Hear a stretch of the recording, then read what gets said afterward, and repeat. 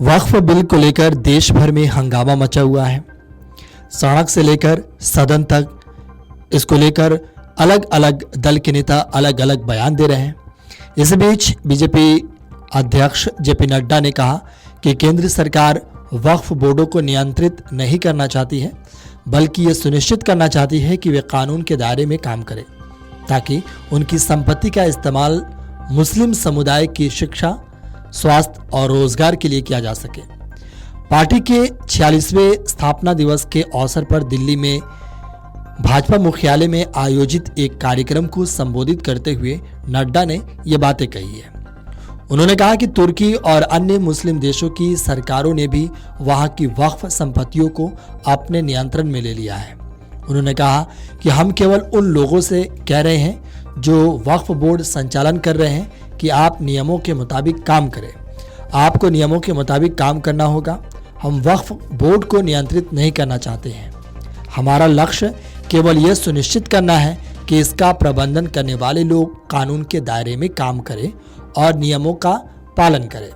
वक्फ board की संपत्ति का इस्तेमाल मुस्लिम समुदाय के लिए शिक्षा को बढ़ावा देने, स्वास्थ्य सेवा और रोजगार के अवसर प्रदान करने के लिए किया जाएगा। यहाँ गौरतलब है कि राष्ट्रपति द्रौपदी मुर्मू ने वक्फ बिल को शनिवार देर शाम मंजूरी दे दी। सरकार ने नए कानून को लेकर गजट नोटिफिकेशन भी जारी कर दिया है। इसके तहत वक्फ कानून को लागू करने की तारीख को लेकर केंद्र सरकार अलग से एक नोटिफिकेशन जारी करेगी।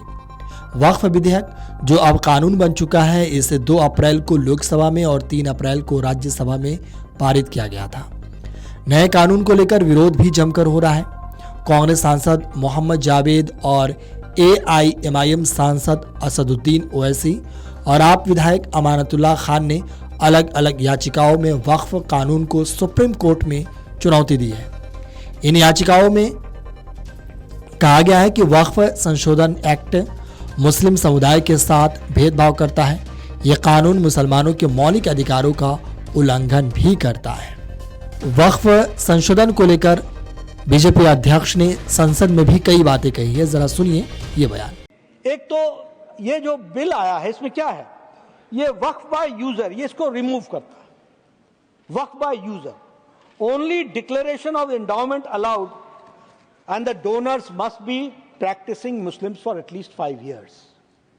अब मैं कहना नहीं चाहता ये क्यों, इसके पीछे कोई मैं धार्मिक विषयों को छेड़ना नहीं चाहता, अनकंफर्टेबल बात नहीं कहना चाहता, लेकिन मैं इतना जरूर कहना चाहता हूं कि हां, जो देने वाला है वो जेन्युइन तो होना चाहिए ना, और उसकी जेन्युइननेस को देखने के लिए एक पैमाना ये है कि वो प्रैक्टिसिंग इस्लाम होना चाहिए। हमने CCTV का कैमरा तो लगाया नहीं है। वो बोलेगा कि हम इस्लाम मानते हैं, नमाज पढ़ते हैं, बहुत अच्छी बात है, वहां के मुल्ला बोलेंगे तो हो जाएगा। लेकिन फीमेल का इनहेरिटेंस को रोकना यह एक बहुत बड़ा रेट्रोग्रेटिव स्टेप था। उसको ताकत देना यह इस बिल का काम है। इसको हमको ध्यान में रखना चाहिए। एक तो ये जो बिल आया है, इसमें क्या है, ये वक्फ बाय यूजर, ये इसको रिमूव करता है। Waqf by user, only declaration of endowment allowed and the donors must be practising Muslims for at least 5 years। अब मैं कहना नहीं चाहता ये क्यों, इसके पीछे कोई मैं धार्मिक विषयों को छेड़ना नहीं चाहता, अनकंफर्टेबल बात नहीं कहना चाहता, लेकिन मैं इतना जरूर कहना चाहता हूं कि हां, जो देने वाला है वो जेन्युइन तो होना चाहिए ना, और उसकी जेन्युइननेस को देखने के लिए एक पैमाना ये है कि वो प्रैक्टिसिंग इस्लाम होना चाहिए। हमने CCTV का कैमरा तो लगाया नहीं है।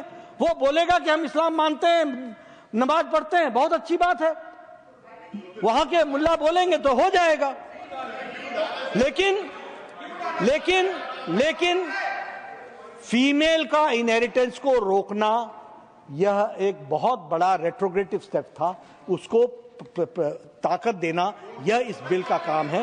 इसको हमको ध्यान में रखना चाहिए। अगर आप ये वीडियो YouTube पर देख रहे हैं तो हमारे चैनल को सब्सक्राइब कर बेल आइकन दबाएं, और Facebook पर देख रहे हैं तो हमारे पेज को लाइक करें।